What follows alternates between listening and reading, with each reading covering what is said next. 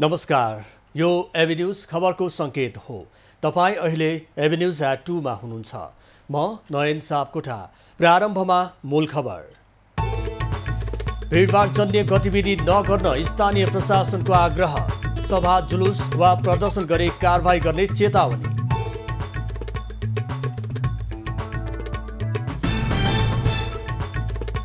सुरक्षाको कारण देखाउँदै नेकपा सचिवालयको बैठक बालुवाटारमा।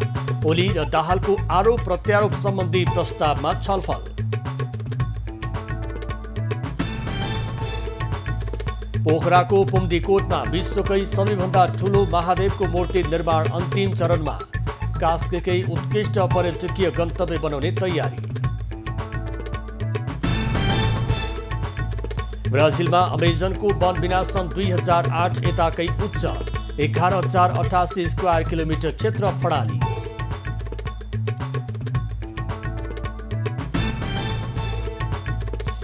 र नेपाली ए डिभिजन क्लबले एएफसीका प्रतियोगिता खेल्न नपाउने, मापदण्डभित्र पर्न नसकेको भन्दै मान्यता दिन अस्वीकार।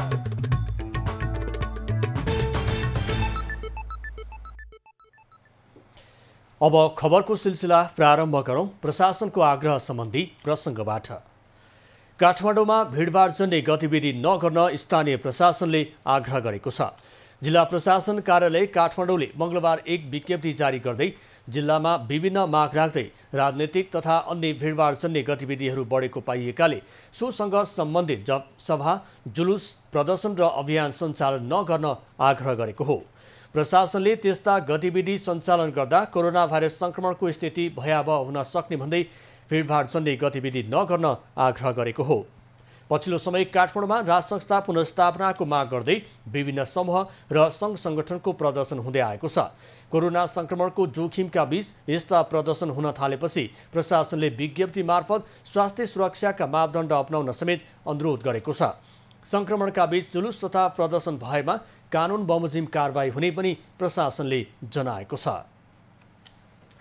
सत्तारूढ दल नेकपाको सचिवालय बैठक बालुवाटारमा जारी छ। यसअघि बसेको बैठकले आजको बैठक पार्टी मुख्यालय धुम्बाराईमा बस्ने निर्णय गरेको थियो। तर अन्तिम समयमा बैठकलाई पुनः प्रधानमन्त्री निवास बालुवाटारमा नै सारिएको हो। सुरक्षाका कारण धुम्बाराईको बैठक बालुवाटार सारिएको नेकपाको उच्च स्रोतले जानकारी दिएको छ। आज बिहान महासचिव विष्णु पौडेलले बैठक बालुवाटारमै बस्ने सूचना पठाएका थिए। बैठकमा प्रधानमन्त्री केपी ओली र कार्यकारी अध्यक्ष पुष्पकमल दाहालले पेश गरेका आरोप प्रत्यारोप सहितको प्रस्तावमा छलफल हुने बताइएको छ। दाहालले कार्तिक 28 गतेको सचिवालय बैठकमा प्रधानमन्त्री ओलीलाई विभिन्न विषयमा प्रश्न उठाउँदै 19 पृष्ठको प्रतिवेदन प्रस्तुत गरेका थिए। त्यसको 10 दिनपछि मङ्सिर 13 गते बसेको सचिवालय बैठकमा ओलीले 38 पृष्ठको जवाफी प्रतिवेदन पेश गरेका थिए। ओलीले उठाएका प्रश्नहरूको नेकपाका कार्यकारी अध्यक्ष पुष्पकमल दाहालसहित सचिवालयका बहुमत नेताहरूले संयुक्त रूपमा लिखित जवाब दिने तयारी गरेका छन्। अध्यक्ष ओलीले दाहाललाई मात्रै व्यक्तिगत रूपमा लक्षित गरेर प्रश्नहरूको जवाब दिएको उनीहरूको ठहर छ। दाहालले नेकपा गठन भइसकेपछि पार्टीमा समस्या देखिएको, झन्डै 2/3 सरकारले प्रभावकारी काम गर्न नसकेको, भ्रष्टाचार तथा अनियमितता बढेको, कोरोनाले पारेको असरमा सरकारले देखिने गरी जनतालाई काम गर्न नसकेको आरोप लगाएका छन्। ओलीले भने दाहाललाई विभिन्न आरोप लगाएका छन्।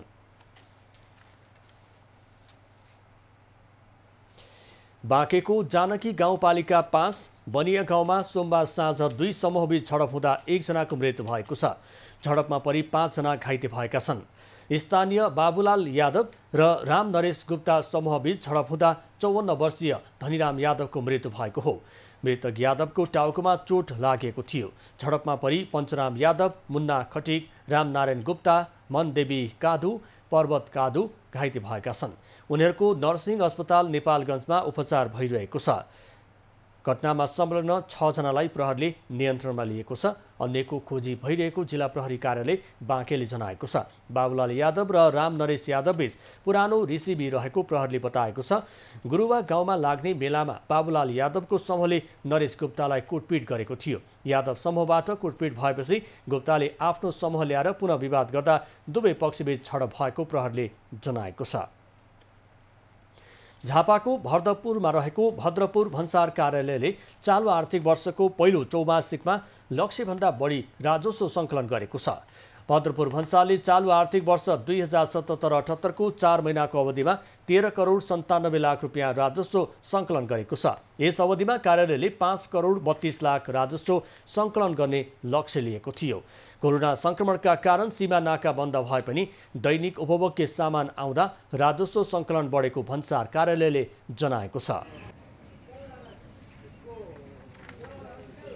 चोरी पैठारीमा अत्याधिक न्यूनीकरण भएर चाहिँ भन्सारको रुटबाट सामानहरू आइरहेको एउटा अवस्था छ र अर्को चाहिँ अब यो लकडाउनको कारणले धेरै समयसम्म पारी रोकिएका सामानहरू ब्लक भएका सामानहरूको पनि अब आयात अलिकति बढ्दो क्रममा चाहिँ आयात भएको कारणले गर्दाखेरि चाहिँ अब राजस्व लक्ष्य चाहिँ यो हालसम्म हाम्रो लक्ष्यको 100% भन्दा माथि नै प्राप्ति भइरहेको स्थिति छ। यो भन्सार हुँदै भारतबाट लत्ता कपडा, खाद्यान्न, चिया उद्योगका लागि चाहिने सामान र सुर्तीजन्य वस्तु आयात हुँदै आएको छ। यही हाराहारीमा राजस्व सङ्कलन भए वार्षिक लक्ष्यभन्दा 1.5 गुणा बढी राजस्व उठ्ने कार्यालयले जनाएको छ। कार्यालयले चालु आर्थिक वर्षमा 18 करोड रुपियाँ राजस्व सङ्कलन गर्ने लक्ष्य राखेको छ। हरेक वर्षको अङ्ग्रेजी महिना डिसेम्बर पहिलो तारिकका दिन विश्व एड्स दिवस मनाइन्छ। एचआईभी र एड्स सम्बन्धी विश्वव्यापी जनचेतना जगाउन सन् 1988 देखि हरेक वर्ष डिसेम्बर 1 तारिकका दिन विश्व एड्स दिवस मनाउन थालिएको हो। विश्व स्वास्थ्य संगठनका अनुसार विश्वभर 30 करोड 80 लाख मानिस एचआईभी एड्सबाट संक्रमित छन्। यसैगरी 70 लाख भन्दा बढी मानिस एचआईभी संक्रमित भएका तर थाहा नभई बसेको विश्व स्वास्थ्य संगठनको तथ्याङ्कमा छ। विश्वमा प्रत्येक 4 जना एचआईभी संक्रमित मध्ये 1 जना 25 वर्ष मुनिका युवा युवतीहरू पर्ने गरेका छन्। यसैगरी नेपालमा एचआईभीको पहिलो संक्रमण सन् 1988 मा देखा परेको थियो। नेपालमा एचआईभीको संख्या चाहिँ अनुमानित 29,503 जना रहेको छ। यसमध्ये पुरुषको संख्या 17,587 जना र महिलाको संख्या 11,916 जना छ।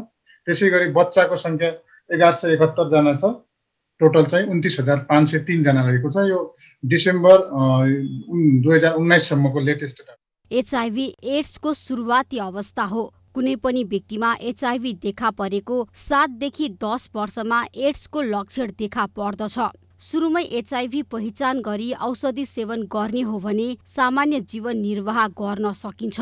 नेपालमा एचआईभी अनुमानित व्यक्तिहरूमध्ये करिब 18,000 भन्दा व्यक्तिले एचआईभी संक्रमण विरुद्धको औषधि सेवन गरिरहेका छन्। राष्ट्रिय एड्स तथा यौन रोग नियन्त्रण केन्द्रको तथ्याङ्क अनुसार सन् 2018 मा नयाँ एचआईभी संक्रमण 58% घटेको देखिएको छ। त्यस्तै 38% एड्सको कारणले मृत्यु हुनेको संख्या घटेको छ। 1990 को दशकमा चाहिँ एचआईभी चाहिँ एउटा महामारीको रूपमा लिएको थियो हैन। त्यही बेला एचआईभी को संक्रमण पनि बढेको थियो र चाहिँ मृत्युदर पनि बढेको थियो र अब नेपालले सन् 2004 देखि चाहिँ एआरटी अथवा एन्टिरेट्रोभाइरल औषधि हुन्छ जो एचआईभी संक्रमित भयो त्यसको लागि हामीले त्यो औषधि सेवन गर्यो भने त्यो चाहिँ एचआईभी को चाहिँ मृत्युदर कम भएको छ।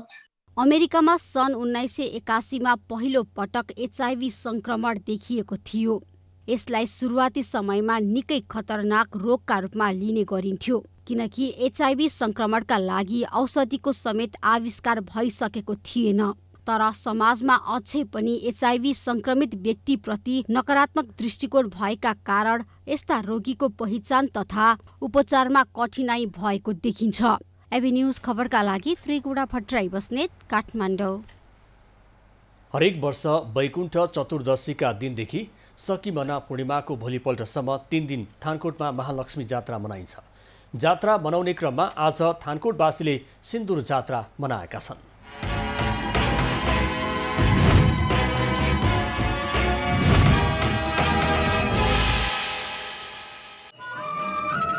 काठमाडौँ उपत्यकाको पश्चिममा अवस्थित सोडितपुर अर्थात् थानकोटमा मनाइने महालक्ष्मी जात्रा सुरु भएको छ। थानकोटमा महालक्ष्मी, आनन्द भैरव, इन्द्र विनायक तथा आदि नारायणको खट जात्रा गरिन्छ।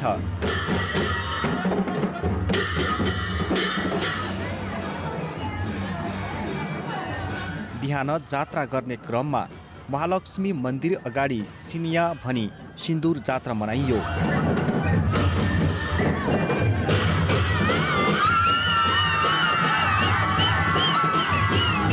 सिद्ध विनायक गणेशको खटसँगै महालक्ष्मी देवीको खटलाई पनि बोकेर खट जात्रा मनाइएको थियो।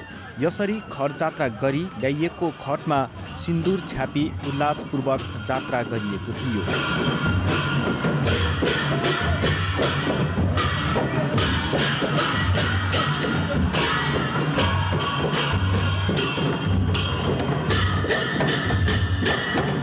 जात्रामा विभिन्न सांस्कृतिक बाजागाजा समेत बजाइएको थियो। किम्वदन्ती अनुसार सोडितपुरवासीलाई एक राक्षसले दिएको दुःखबाट महालक्ष्मी देवीले मुक्त गरिदिएको सम्झनामा देवीको सम्मान गर्दै महालक्ष्मी जात्रा मनाउन थालिएको हो भन्ने जनश्रुति रहेको छ। जात्रा 3 दिनसम्म मनाउने चलन छ।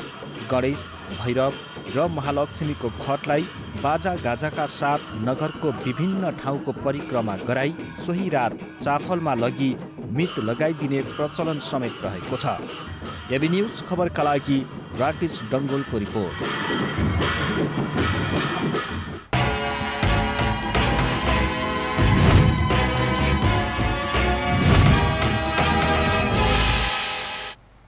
पोखरा महानगरपालिका वडा नम्बर 22 पुम्दीकोटमा विश्वकै सबैभन्दा ठुलो महादेवको मूर्ति निर्माण अन्तिम चरणमा पुगेको छ। यो मूर्ति निर्माण सम्पन्न भएसँगै पुम्दीमा धार्मिक र अन्य पर्यटकको चहल पहल बढ्ने विश्वास लिइएको छ। छोइन्छकी जस्तै देखिने माछापुच्छ्रे र अन्नपूर्ण हिमशृङ्खला, तल फेवाताल अनि पोखरा बजारको मनोरम दृश्य पोखरा महानगरपालिका वडा नम्बर 22 मा पर्ने पुम्दीकोट पुग्दा जो कोहीको मन हर्षित हुन्छ।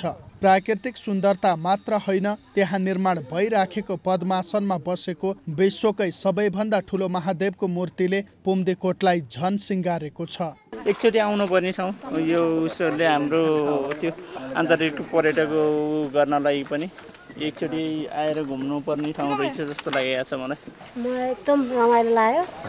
यहाँबाट चाहिँ फेवातालको सिन होइन, त्यहाँबाट पुरै भ्यूहरू हेर्दाखेरि एकदम मन एकदम आनन्दित बनाउने कि एकदमै रमाइलो लाग्यो मलाई। 40 करोडको निर्माण लागत अनुमान सहित सुरु भएको मूर्ति निर्माणको काम अन्तिम चरणमा पुगेको छ। मूर्तिको उचाइ 51 फिट रहेको छ। यो सँगै 108 शिवलिङ्ग स्थापना भइसकेको छ। यो विशाल मूर्ति भारतका चर्चित व्यापारी कमल जैनले सहयोग गरेका हुन्। हालसम्म 15 करोड रुपैयाँ बजेट सकिएको छ। निर्माणका क्रममा 3 करोड रुपैयाँ ऋण लागिसकेको स्थानीयले बताएका छन्। पल्लो भवनको लागि नगरपालिका, नेपाल सरकार, हाम्रो 3 जनाको समितिमा यहाँसम्म आइसकेका छौँ। यहाँसम्म आउँदाखेरि हामीलाई करिबन 3 करोड रुपैयाँ हामीले चाहिँ माइनसमा छौँ। 2073 सालमा शिवपुराण लगाउँदा जुटेको 6 करोड 18 लाख र 20 रोपनी जग्गा प्राप्त भएपछि निर्माण अघि बढेको हो। महादेवको विशाल मूर्ति जडानपछि 108 स्वर्गद्वारी सिँढी, बाल उद्यान सहितको बगैँचा समेत निर्माण गरिनेछ। पुम्दीकोटमा हरेक वर्ष तीज, दशैं, शिवरात्रि र चैते दशैंमा मेला लाग्ने गर्दछ। महादेवको मूर्ति निर्माण पश्चात पोखराकै उत्कृष्ट पर्यटकीय गन्तव्य बन्ने अपेक्षा गरिएको छ। पुम्दीकोटलाई नेपाल सरकारले स्थापित तथा प्रवर्धन गरिनुपर्ने गन्तव्यमा सूचीकृत गरेको छ। अहिले हरेक दिन 300 भन्दा बढी आन्तरिक पर्यटक त्यहाँ पुग्न थालिसकेका छन्। कोट आसपास ठूला होटलहरू निर्माण हुने चरणमा छन्। यहाँ 13औं शताब्दीमा आएका बरालहरूले मौलो गाडेर हरेक वर्ष मेला र पर्व गर्दै आएका छन्। यहाँका स्थानीय बासिन्दाहरूको पहलमा विशाल महादेवको मूर्ति निर्माण भएसँगै यहाँ पर्यटकहरूको चहल पहल बढ्न थालेको छ। पोखराको यस पुम्दीकोट पोखराको नयाँ पर्यटकीय गन्तव्य बन्नेछ। यो विश्वकै सबैभन्दा ठुलो महादेवको मूर्ति निर्माण सम्पन्न भइसके पछाडि। एबी न्यूज खबरका लागि सुमन ढुङ्गाना, पोखरा। ओखलढुङ्गाको चम्पादेवी गाउँपालिका वडा नम्बर 9 को दली डाँडामा सामुदायिक स्वास्थ्य इकाइ स्थापना भएको छ। सामुदायिक स्वास्थ्य इकाइ स्थापना भएपछि दुर्गम गाउँका बासिन्दालाई सहज भएको छ। ओखलढुङ्गाको चम्पादेवी गाउँपालिकाको वडा नम्बर 9 दली डाँडामा चम्पादेवी गाउँपालिकाले सामुदायिक स्वास्थ्य इकाइ स्थापना गरेको हो। दुर्गम गाउँका रूपमा चिनिने चम्पादेवी गाउँपालिकाका दली डाँडा, खानी डाँडा, भोटे चौर र सुनकोशी गाउँपालिकाको ककनी गाउँका स्थानीय बासिन्दालाई लक्षित गरेर स्वास्थ्य इकाइ स्थापना भएपछि स्थानीय बासिन्दा हर्षित भएका छन्। पहिले जडीबुटी र घराइसी उपचारकै भर पर्दै आएका यहाँका स्थानीयले अहिले घर छेउमै स्वास्थ्य सेवा पाएका छन्। घाउचोट लाग्यो भने नि हामीले त्यो फुसफुसे च्याउटी थपेर हाल्थ्यो जुगाको दबाई पाउँदैन थियो हामी सिरुको जरा खान्थ्यौँ हाम्रो हजुरआमाहरूले त्यसरी खुवाउनुहुन्थ्यो किमु भन्ने अहिले घरघरतिर धुसिनतिर गेडा फल्छ त्यसको जरा घोटेर खान्थ्यौँ उहिले हामी प्याउलीधार भन्ने हुन्थ्यो त्यो खान्थ्यो सामुदायिक स्वास्थ्य इकाइ स्थापनाका लागि स्थानीय कुसाङ शेर्पाबाट प्राप्त निशुल्क जग्गामा चम्पादेवी गाउँपालिकाले भवन निर्माण गरेको छ। अहिले सञ्चालनमा रहेको स्वास्थ्य इकाइमा साधारण रोगको उपचार, घाउ चोटको ड्रेसिङ तथा सुचर र 2 वर्ष मुनिका बच्चाहरूलाई खोप सेवा, परिवार नियोजन लगायतका सेवा दिइँदै आएको छ। स्वास्थ्य इकाइ स्थापना भएपछि दैनिक 1 दर्जनभन्दा बढीले सेवा लिँदै आएका छन्। परिवार नियोजनको साधनहरूमा सबै अब डिपो, पिल्स, कन्डमहरू सबै परिवार नियोजनको साधनहरू सबै यहीँबाट दिइन्छ। अनि जस्तै साधारण रोगहरू जस्तै अब घाउहरू अब ड्रेसिङको अब साधारण घाउ छ भने ड्रेसिङहरू गरिन्छ भने अब जस्तै अब सुचर गर्ने ठुलै घाउहरू अलि गहिरो घाउहरू छ भने त्यसलाई अब सुचरहरू पनि गरेर यहीँबाट पठाइन्छ। चम्पादेवी गाउँपालिकाले दलीडाँडा सहित 5वटा वडामा स्वास्थ्य इकाइ स्थापना गरिसकेको छ।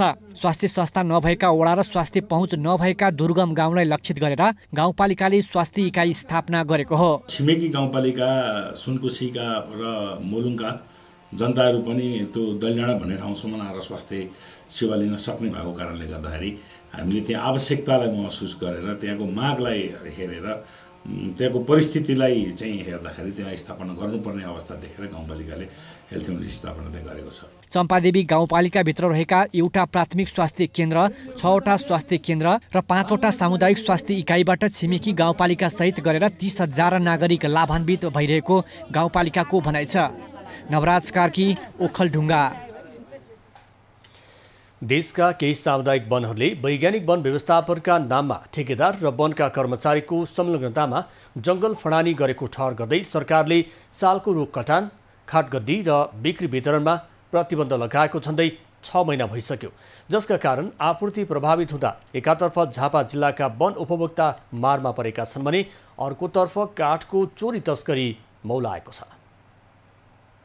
देशका केही सामुदायिक वनहरूले वैज्ञानिक वन व्यवस्थापनका नाममा जङ्गल फडानी गरेको भन्दै सरकारले सालको रुख कटान, घाट गद्दी र बिक्री वितरणमा प्रतिबन्ध लगाएको झन्डै 6 दशक बितिसक्दा पनि सरकारले यसबारेमा कुनै ठोस निर्णय नै गर्न सकेको छैन, जसको प्रत्यक्ष मारमा उपभोक्ता र सामुदायिक वन परेका छन्। आपूर्ति प्रभावित हुँदा झापा जिल्लाका विभिन्न सामुदायिक वनहरूमा काठको चोरी तस्करी मौलाएको छ भने कटान भएका सालका रुखको उचित व्यवस्थापन हुन सकेको छैन।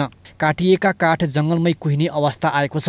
देशमा चलिरहेको एउटा महामारीका कारण विभिन्न अब ठाउँबाट चाहिँ अब यो के अरे बेरोजगार व्यक्तिहरू चाहिँ अब जङ्गलभित्र पस्ने अब के अरे चोरी तस्करी गर्ने अब रात अब यसरी चोरी तस्करी चाहिँ व्यापक बढिरहेको छ। वैज्ञानिक वन व्यवस्थापनको नाउँमा ठेकेदार र वनका कर्मचारीको मिलोमतमा जङ्गल फडानी भएको व्यापक जनगुनासो भएपछि मन्त्री परिषदले यसबारे छानबिन गर्न जेठ 28 गतेमा उच्च स्तरीय छानबिन समिति गठन गरेको थियो।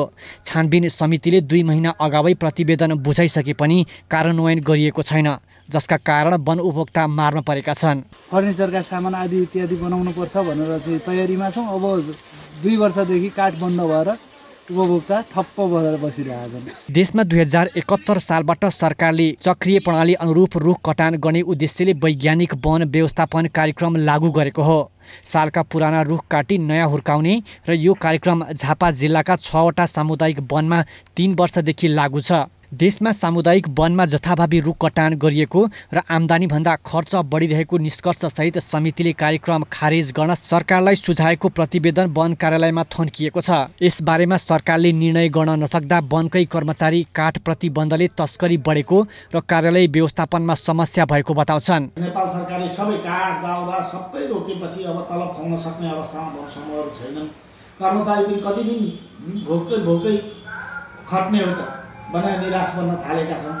यसो नगरी समयमा निकास नेपाल सरकारले दिनुपर्छ। कुहिने अवस्थामा पुगेका काठबारे कुनै निर्णय नहुँदा उपभोक्ता र सामुदायिक वन समस्यामा त छँदैछन्। काठ प्रतिबन्धले वनमा तस्करको रजगज बढ्दा पनि डिभिजन वन कार्यालय झापाले भने तस्करी नियन्त्रणमा आफ्नो उपस्थिति देखाउन सकेको छैन। सन्तोष न्यौपाने, झापा। कञ्चनपुरका विभिन्न क्षेत्रमा रहेका किसानहरू व्यावसायिक तरकारी खेतीतर्फ आकर्षित भएका छन्। विगतमा छिमेकी देशबाट आयात गरिने तरकारीमा निर्भर हुने जिल्लाका अधिकांश नागरिकले अहिले आफ्नै क्षेत्रमा उत्पादन भएको ताजा स्वच्छ तरकारी खाइरहेका छन्। कृषकहरूलाई दक्ष बनाउने, स्वच्छ बाली हुर्काउने, रासायनिक विषादीको प्रयोग कम गर्ने, शत्रुजीव व्यवस्थापन र मित्रजीवको संरक्षण गर्ने पद्धतिमा आधारित आइपिएम तरकारी खेतीलाई प्रवर्धन गरिएपछि कञ्चनपुरका कृषकहरू स्वच्छ तरकारी उत्पादनमा केन्द्रित भएका छन्। अहिले मैले त्यो बेमौसमी तरकारीको लागि मैले टन्डेल अहिले तयार गरेको छु र तरकारी खेती पनि गर्दै आएको छु। मैले 5 कट्ठासम्म मैले तरकारी खेती गरेको छु।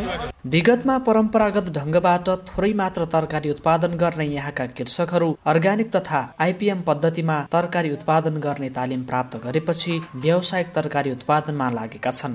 हामीहरू पहिला पनि तरकारी खेती गर्थ्यौँ र यसपालि यो तालिम सिकेपछि त्योभन्दा पहिला त तरकारीहरू कसरी लगाउँथ्यो त्यो त मतलब बेलमा कसरी सार्ने त्यो बारे हामीलाई जानकारी थिएन। आफ्नै क्षेत्रमा व्यावसायिक तरकारी खेतीमा लागेका कृषकहरूका लागि मलखाद र बिउ बिजनको अभाव, बजारीकरणको समस्या तथा छिमेकी देशबाट आयात गरिने तरकारी चुनौतीका रूपमा रहेको छ। यी चुनौती समाधानका लागि सरोकारवाला निकायले पहल गर्ने बताएका छन्। अरू बजारीकरणको विषयमा बजारीकरण अहिले अब यो लकडाउनकै उसले इन्डियन तरकारीहरू बजारमा नआएको कारण हाम्रोमा व्यावसायिक तरकारी उत्पादन गर्ने किसानहरूले राम्रै फाइदा लिनुभएको छ। त्यो गरेर यहाँ धेरै उत्पादन भयो भन्दा तपाईँहरूको आवाज कसैले सुनेन भने त नाकामा गएर अथवा सिडिओ कार्यालयमा गएर कहाँ गएर हुन्छ? तपाईँहरूको एउटा सङ्गठन आउनुहोस्, आवाज लिएर आउनुहोस्, प्रतिनिधि आउनुहोस्, वार्ड घेर्नु त पर्यो नि त। कञ्चनपुर, कैलाली र बझाङ जिल्लाका विभिन्न क्षेत्रमा रहेका कृषकहरूलाई व्यावसायिक कृषि पेसामा उत्प्रेरित गर्न निड्स नेपालले बजारमा आधारित प्राविधिक तथा व्यावसायिक सिप प्रवर्धन परियोजना अन्तर्गत बेमौसमी तरकारी उत्पादनमा जोड दिएको छ। युरोपियन युनियनको आर्थिक सहयोग, ब्रिटिस काउन्सिलको व्यवस्थापन र दक्षता परियोजनाको सहयोगमा निड्स नेपालले विभिन्न क्षेत्रमा तालिम सञ्चालन गरिरहेको छ। बजारीकरणलाई सहयोग गर्ने, त्यसै गरी रासायनिक विषादी युक्त होइन हामी अर्ग्यानिक र आइपिएम पद्धतिमा हामीले कसरी उत्पादन गर्न सकिन्छ र त्यो प्रविधिलाई कसरी यहाँ हामी लैजान सक्छौँ कम्युनिटीमा भन्ने तरिकाले यो परियोजनाले उद्देश्य लिएको छ भने यहाँको रोजगारदाता र रोजगार खोज्ने बिचको जुन ग्याप छ, खाडल छ, त्यसलाई हामी कसरी पूर्ति गर्न सकिन्छ त्यो क्षेत्रमा पनि यो परियोजनाले काम गर्न खोजिरहेको छ। कृषकहरूले तालिमबाट सिकेका विषयवस्तुलाई दैनिक जीवनमा प्रयोग गर्न सके जीविकोपार्जनमा सहज हुने अपेक्षा गरिएको छ। कृषकहरूका समस्या समाधानका लागि सरोकारवाला निकाय सक्रिय भएमा विदेशबाट तरकारी आयात गर्न नपर्ने गरी यहाँका कृषक स्वरोजगार र आत्मनिर्भर बन्ने देखिन्छ। हरिश चन्द्र बाग, कञ्चनपुर। काठमाडौँमा सोमबार राजसंस्था पुनर्स्थापनाको पक्षमा प्रदर्शन भएको छ। प्रदर्शनका सहभागीले सङ्घीय गणतन्त्रात्मक व्यवस्था खारेज गरी संवैधानिक राजसंस्था र हिन्दू अधिराज्यको माग गरेका थिए।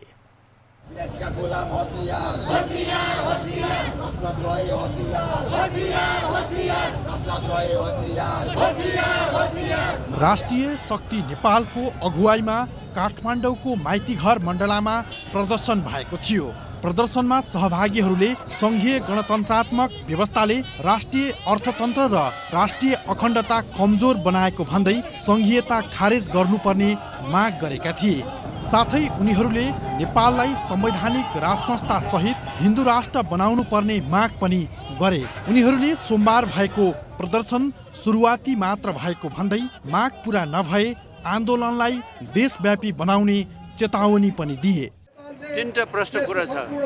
संवैधानिक राष्ट्र संस्थाको पुनर्स्थापना, पहिचान सहितको सनातन हिन्दू राष्ट्रको पुनर्स्थापना र संघीयताको खारेज। यही तीनटा कुरा हो। अब यो तपाईहरुको आन्दोलन कहिलेसम्म चल्छ? आन्दोलन कार्यक्रमहरू के छन्? अब सुरु भयो, अब निरन्तर चलिरहन्छ। यो प्राप्त नगरेसम्म चलिरहन्छ। हात हातमा राष्ट्रिय झण्डा बोकेका प्रदर्शनकारीले दलभन्दा देश ठुलो, दलीय झण्डा छोडेर देशको झण्डा बोकौं भन्ने नारा लेखिएका प्लेकार्ड पनि बोकेका थिए। प्रदर्शनमा युवा, वृद्धादेखि पूर्व मन्त्रीहरू, पूर्व प्रशासक लगायतको उल्लेख्य सहभागिता रहेको थियो।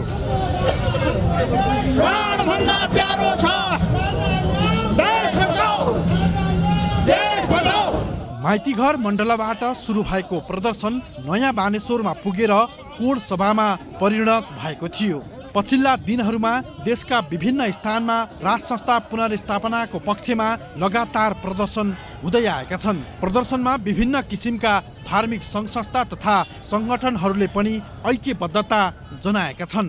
देशले र समयले मागेको विषयवस्तु हो यो, किनभने नेपाली जनताहरूले ठुलो आशा राखेका थिए तर निराशा हुनुपर्ने परिवेश रह्यो र राष्ट्रमा यो होला भन्ने कसैले सोचिया पनि थिएन। तर अब अहिले हेर्दाखेरि अहिलेको राजनीतिक संयन्त्र भनेको चाहिँ देशको लागि चाहिँ झन् ठुलो एउटा बर्बादी जस्तो नेपाली जनताले बुझिसकेका छन्। अब राष्ट्र नै रहला कि नरहला भन्ने परिस्थितिमा चाहिँ हामी नेपाली जनताले चाहिँ सोच्नुपर्ने परिस्थिति र समय हो यो।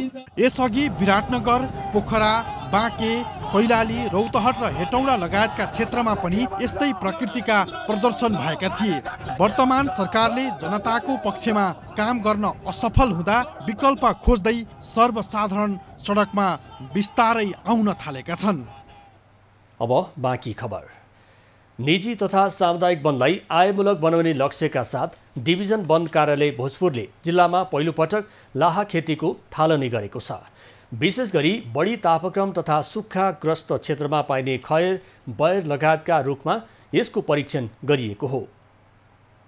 तल्लो भेग तथा नदी खोलाका किनार एवं तिनीहरूको आसपासका खैर, बयर, मौवा लगायतका प्रजातिका रुख भएका जंगल उपयुक्त रहेको भन्दै डिभिजन वन कार्यालयले पहिलो पटक लाहा खेतीको थालनी गरेको हो। ती रुखको हाँगामा लाहा उत्पादन गर्ने लाहीकिराहरू छाडेर यसको थालनी गरिएको हो।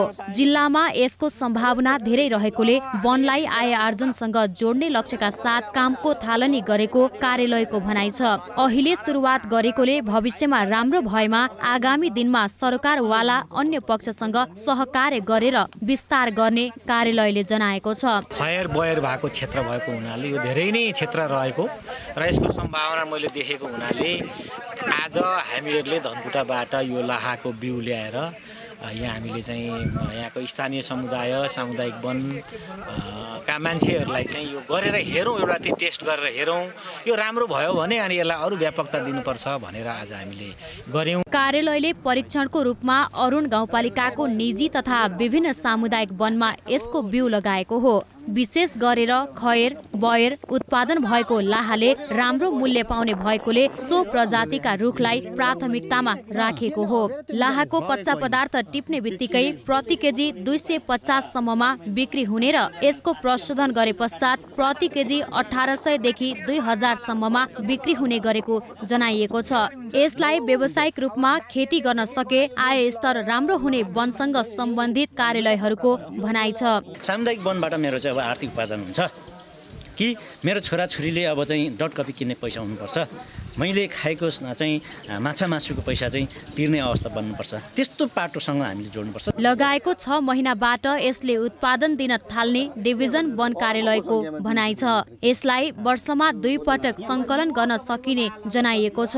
यसले सुक्खा क्षेत्रमा सामुदायिक तथा निजी क्षेत्रका उपभोक्ताको आय स्तरमा वृद्धि हुने तथा वनको संरक्षण हुने देखिएको छ। वन कार्यालयले पहिलो पटक लाहा खेतीको थालनी गरेकोमा स्थानीय उत्साहित भएका छन्। परीक्षण गरिएको रुखबाट राम्रो उत्पादन भएमा थप विस्तार गर्ने उनीहरूको भनाइ छ। एउटै वार्डमा 4-5 वटा सामुदायिक वन भएका छन् अहिले।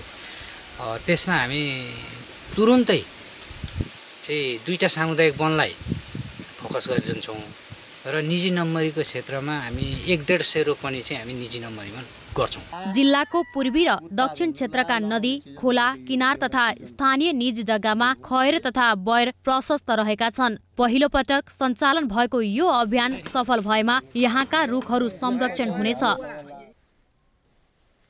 धादिङको गजुरी गाउँपालिकाले टेन्डर बिना नै नदीजनी सामग्रीको कर सङ्कलन गरिरहेको छ।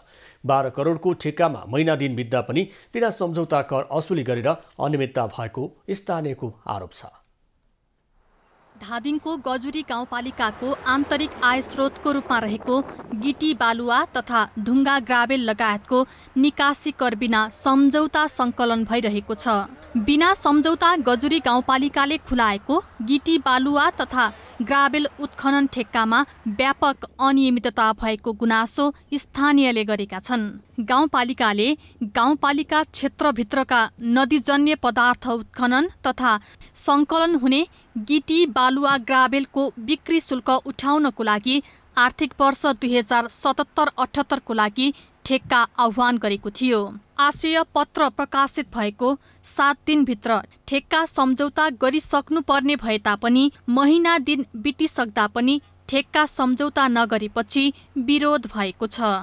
र ठेकेदारलाई पोसेर त्यो पैसा आर्थिक हिनामिना गर्नका निम्ति गाउँपालिकाका सम्पूर्ण त्यो उच्च पोस्टमा रहने मान्छेहरूको मिलेमत छ।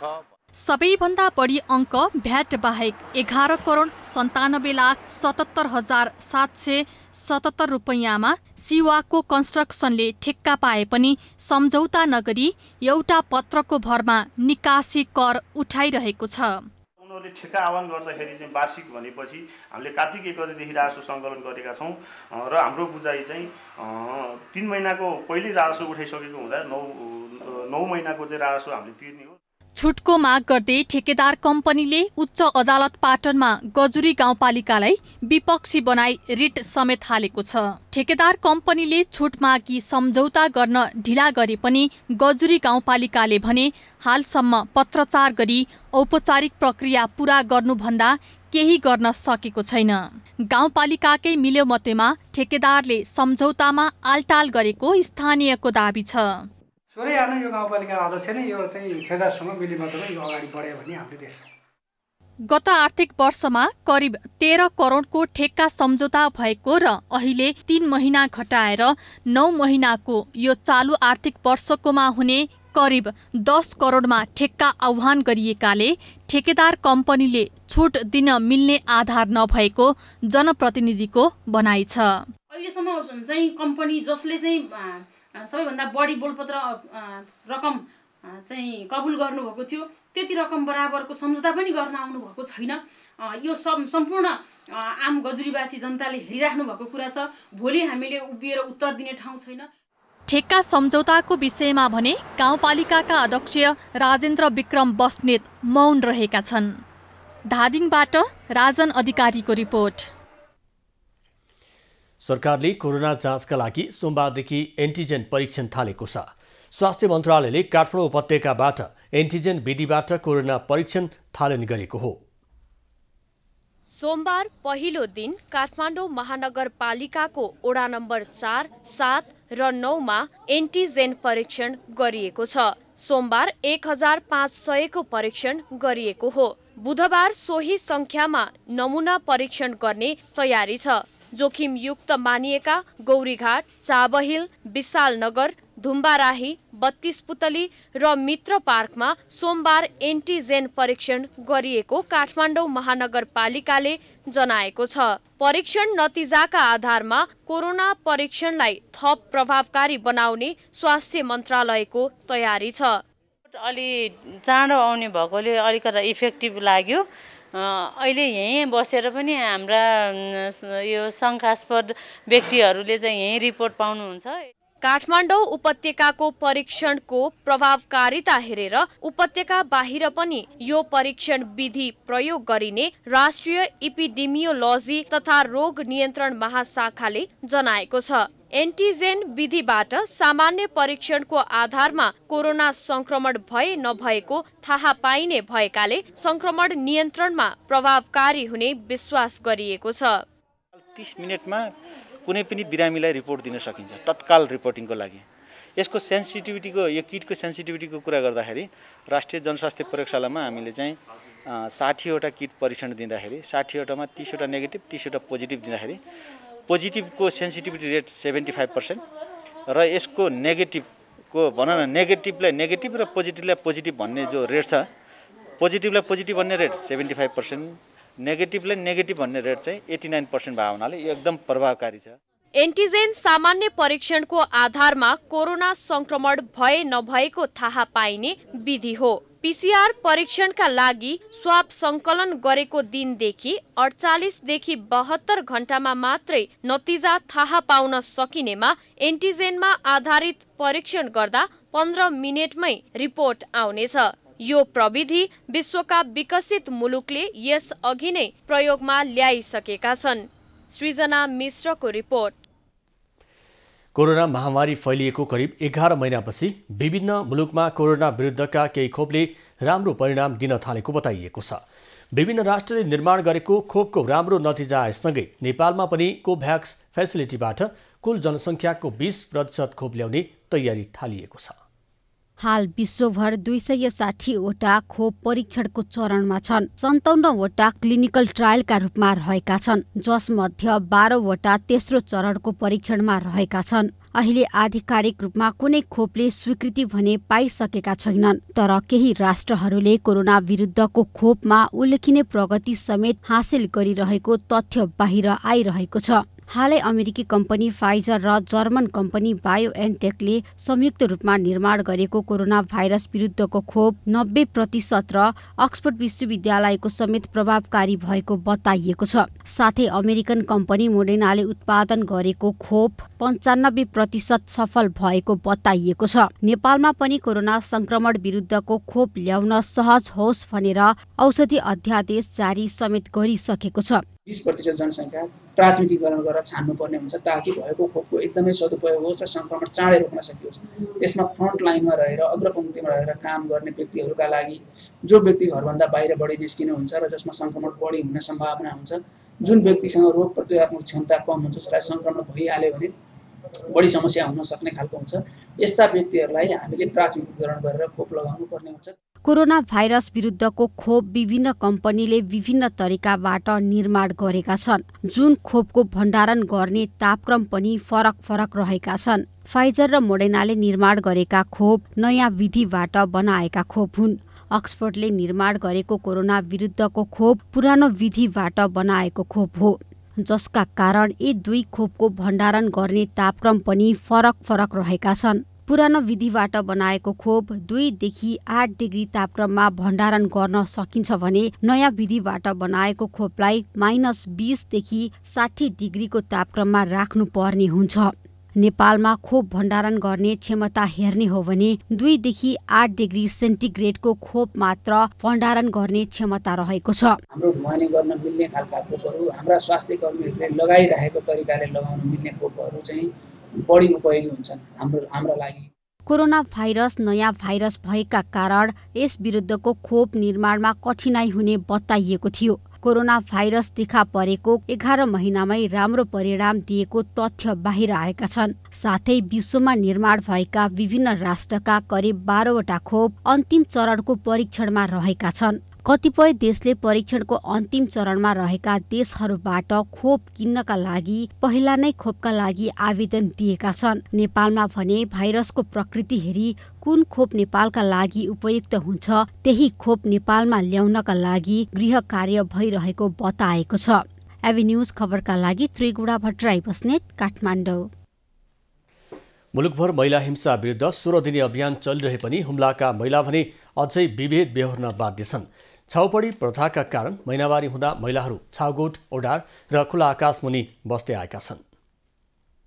हुम्लामा छाउपडी प्रथा नहटेर यथावत नै रहेको पाइएको छ। 7वटा स्थानीय तहका महिलाहरूले महिनावारी बार्ने प्रथा अझैसम्म छुटाएका छैनन्। महिनावारी हुँदा महिलाहरू छाउगोठ, ओडार र खुला आकाशमुनि बस्दै आएका छन्। सिसा भरिकन बन्नु हालिया, त्यसपछि फेरि अझ फालेर अझ बस्नु। हामी दुवैजनी मात्र बस्यो, अरू कोही बैठेन। अरू पनि बस्छन् भन्छ नि। अरू बैठेन। यो क्षमा कोसँग माग्नु हो? यहाँ यो बन्द गर्ने टोली आया त, उनीसँग पनि डर लाग्छ र हामी डर लाग्छ र त्यही आफै आउनु पर्यो। अलिकति केही अनि गोठको जग छुँदै त अनि देउताले कस्तो गर्छ भने आएछ, अनि घरभित्र बसे त अनि के गर्ने त पछाडि। पटक पटक छाउपडी विरुद्धको अभियान सञ्चालन हुँदा पनि जिम्मेवार व्यक्ति र सरकारवाला निकायहरूको बोली र व्यवहार फरक हुँदा छाउपडी प्रथाको अवस्था उस्तै रहेको छ। छाउपडी न्यूनीकरण भए पनि हट्न नसकेको जनप्रतिनिधिहरू बताउँछन्। हिजोको भन्दा चेन्ज भनेको धेरै भएको छ। अहिले हिजोका दिन गोडमा बहिनी थिइन् भनेपछि मिन्स भएको महिलाहरू गोडमा बस्ने थिइन् भनेपछि अहिले आफैसँग हाम्रो अहिले 3 तले छललाई पाण भन्छु, पाणमा बसेर जुन घरकै एक कोठामा बसेर यी सम्मका अहिलेका हाम्रो सिमीकोट गाउँपालिकामा धेरै यसरी नै चेन्ज भएको छ र यसरी नै बसालेका छु हामीले। खुल्ला ठाउँमा बसेका महिलाहरूलाई आफ्नै घरको सुरक्षित तरिकाले बस्न आग्रह गर्दा पनि देवताको डरका कारण भित्र बस्न मान्ने गरेका छैनन्। गत वर्ष छाउगोठ भत्काउने अभियान सञ्चालन गरे पनि यो वर्ष भने प्रशासनले पनि केही गरेको छैन। छाउ प्रथा नै भनौँ, छाउ प्रथाको चलन विगतमा पनि मध्यपश्चिम र सुदूरपश्चिममा निकै प्र्याक्टिसमा आएको विषय हो र यो हुम्ला जिल्लाको हकमा मैले पनि सुने गत साल चाहिँ अलिकति यो चाहिँ सक्रिय रूपमा अगाडि बढेको भन्ने मैले पनि सुने। तर यसपटकको हकमा चाहिँ यो कोभिडको कारणले अब हामी पनि फिल्डमा जान सकेका छैनौँ, त्यसकारण चाहिँ त्यति सशक्त चाहिँ भइसकेको छैन। सचेतना भन्दा पटेके अभियान मात्रै हुम्लाका 6वटा स्थानीय तहले चलाइरहेका छन्। कुप्रथा विरुद्ध जिम्मेवार व्यक्ति तथा निकायको बोली र व्यवहार फरक भएपछि छाउपडी प्रथा हट्नुको सट्टा समाजमा जरो गाडेर बसिरहेको छ। नन्द सिंह, हुम्ला। महिला हिंसा र बलात्कार विरुद्ध अहिले 12 लगायत प्रदेश 2 का विभिन्न शहरमा दिनहुँ महिलाहरूले दबावमूलक कार्यक्रम गरिरहेका छन्। जघन्य अपराधका घटनामा प्रदेश सरकार तथा प्रहरी प्रशासन मौन बसेको र कसैले पीडितको न्यायको लागि चासो नदेखाएको भन्दै दबावमूलक कार्यक्रम गरिएका हुन्। बलात्कारका घटना देशव्यापी रूपमा बढिरहे पनि प्रदेश 2 मा भने अवस्था भयावह देखिएको छ। बेटी पढाऊ बेटी बचाऊ अभियान प्रदेश 2 मा सञ्चालन गरिएको भए तापनि बढ्दो बलात्कार र हिंसाका घटनाले प्रदेश 2 मा महिला सबैतिर असुरक्षित रहेको देखिएको अधिकार कर्मीहरूको भनाइ छ। पछिल्लो समय बर्दिवासमा 6 वर्षीय बालिका बलात्कारपछि हत्या भएपछि प्रदर्शन चर्किएको छ। बलात्कार जस्तो घटना प्रहरी र राजनीति कर्मी मिलेर यस्ता घटना दबाउने, पीडितको मुद्दा दर्ता नगर्ने, कथित भद्र भलाद्मी बसेर मिलाउने गर्दा समस्या भयावह भएको महिला अधिकार कर्मीहरू बताउँछन्। हत्यामा जस्ता बलात्कारमा संलग्न व्यक्तिहरूलाई कानुनको कठघरामा ल्याउनुपर्छ। यसमा केही जनप्रतिनिधिहरू पनि संलग्नता भएर आन्तरिक रूपमा मिलाउने कोसिस गर्दैछ। विशेष गरेर 2 नम्बर प्रदेशका सरकारको भूमिका एकदम न्यून छ। पछिल्लो समय समाजमा विकृति बढ्दै जाँदा सभ्य समाज र मर्यादित पुरुषमाथि नै प्रश्न चिन्ह उठ्न थालेको अधिकार कर्मीहरूको भनाइ छ। बलात्कारका घटना रोक्न विद्यमान कानुन संशोधन गरेर फाँसीको सजाय हुनुपर्ने उनीहरूको भनाइ छ। ती घटना घट्ने अपराधीहरूलाई चाहिँ कारबाही तुरुन्त गर्नुपर्छ र हाम्रो समाजले गर्ने पनि हिंसाहरू गरेको छ, हाम्रो राज्यले गरेका हिंसाहरू पनि छ। हाम्रो सबै हिंसाहरूका मुक्ति गर्नको निमित्त हामीले जुन एउटा कानुनी हिसाबले पनि संवैधानिक हिसाबले पनि हामी तदारुकताका साथ अगाडि लागू गरियोस्।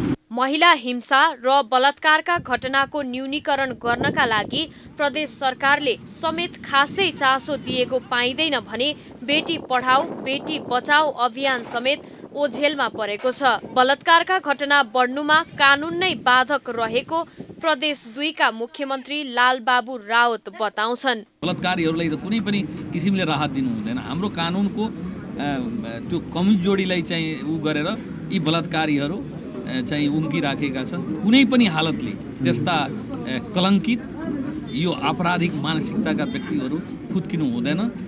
कानुनले उनीहरूलाई दण्डित गर्नुपर्छ। बलात्कारका मुद्दामा अदालतबाट महिला वा बालिकाले छिटो न्याय नपाउँदा पनि घटना बढिरहेको देखिन्छ। न्यायका निम्ति पीडित महिला र बालिका बारम्बार अदालत पुग्नुपर्ने अवस्था मात्र नभई उनीहरूलाई सोधिने हतोत्साही बनाउने खालका प्रश्नले पीडित थप पीडित हुने गरेको अनुभव कतिपयको छ।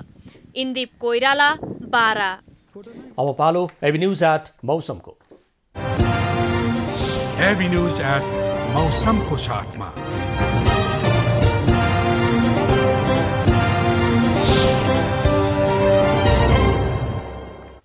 हाल देशभरको मौसम सामान्यतया सफा रहेको छ।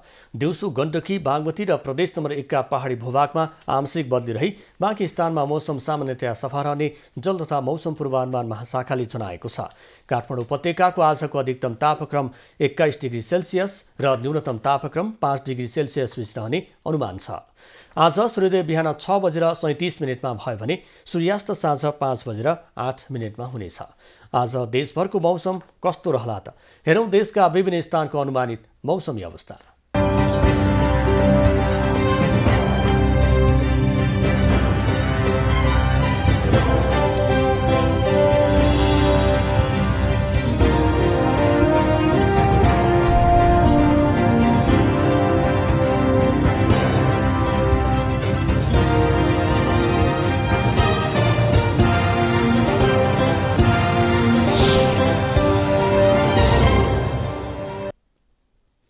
अहिलेलाई खबरको क्रम यति नै। एबी न्यूज खबरका यी सहित अन्य विस्तृत खबरका लागि www.abnews.tv लगअन गर्न सक्नुहुनेछ।